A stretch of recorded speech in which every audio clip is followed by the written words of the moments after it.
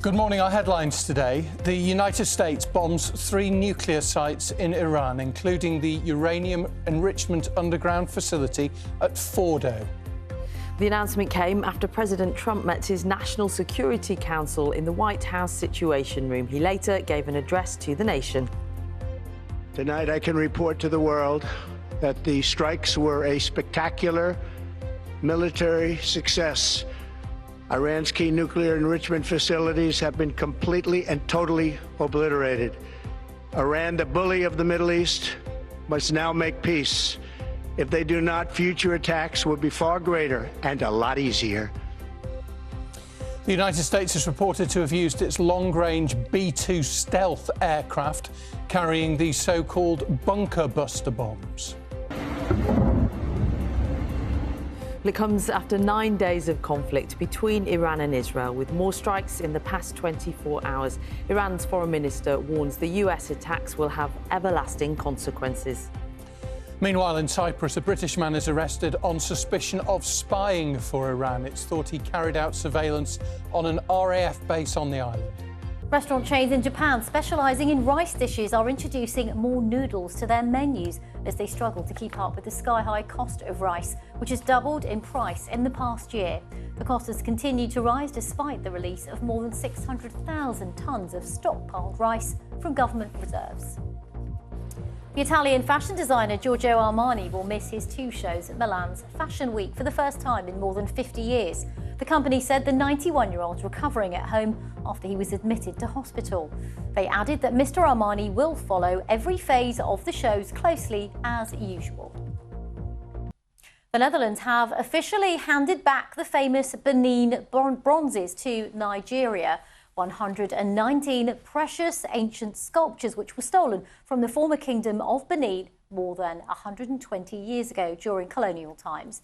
While the Benin bronzes are metal and ivory sculptures, they date back to the 16th and 18th century, and there's long been a campaign for them to be returned. Well, Nigeria celebrated their homecoming with a ceremony held at the National Museum in Lagos. There you can see what some of those famous Benin bronzes look like. Incredible, given that they are so old. Let's have a look at some of the front pages this morning. They were all printed, of course, before the United States struck nuclear sites in Iran. Sunday People today leads on the US's decision to move bombers within striking distance of Iran.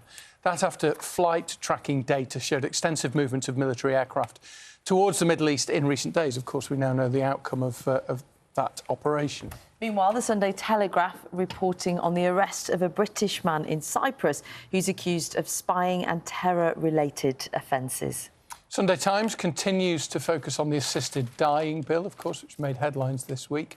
NHS has no cash for assisted dying is its headline. That's the story we mentioned earlier. The comments from the Health Secretary that he's deeply concerned about the impact that assisted dying could have on the NHS should it become legal. However, he did say, as we said, that he would do his best to deliver exactly what the new law requires. Got a couple of stories inside. This is inside the Sunday Express today. It says that this isn't a survey done by Experian, talking about gym goers, saying that young gym goers have more than twice the amount of savings as people who don't go to the gym, comparing under 30s who exercise with those that don't. I wonder why that would be. Is it because you're a certain personality, who's cautious, looks after things? Maybe. I wouldn't know. I'm not a gym goer. No, I guess maybe you're spending money on your gym membership, but maybe not going out as much. Maybe not. Yeah. This caught my eye this morning. Disco scallops. So, you know, delicious. Is it scallops or scallops? I never know whatever which is one. Well, whatever. Either or. Delicious, but there's quite a lot of controversy about the way they're often bottom trawls because it's disruptive to the ocean bed. But now they've discovered accidentally the LED lights in the traps they've started to jump into.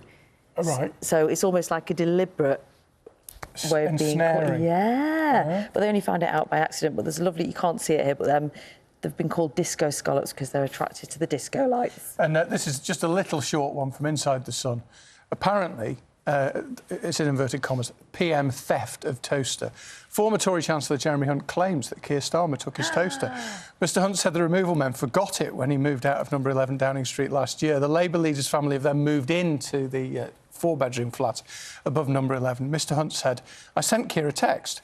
Do you know, you've got my toaster. He replied, do you want it back? And I said, no, you're welcome. So there, the gift of giving. Do you think it's a two-slicer or a four-slicer? No, I don't know, but not a theft, then. That's a bit of a misleading headline. It is, isn't it? So Jeremy Hunt has gifted the Starmers the toaster. Cross-party toaster. There you go. Lovely. Wonder what colour it is. All's well in the world. 26 minutes past 6.